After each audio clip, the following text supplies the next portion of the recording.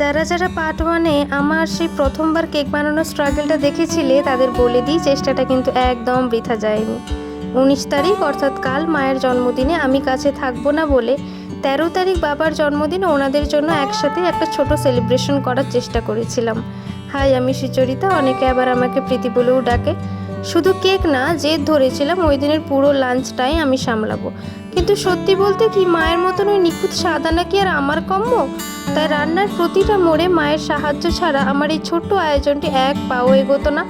মেনুটা ছিল একদম ঘরোয়া, গরম গরম ভাত, আলু ভাজা, বেগুনি, টমেটো দিয়ে ডাল, আর তার সাথে ছিল কাঁচা টমেটো দিয়ে মাছের ঝাল, জিভে জল আনার মতন পাতুরি, শেষ পাতে চাটনি, পাঁপড় আর নলেন গুড়ের রাজভোগ তো ছিলই।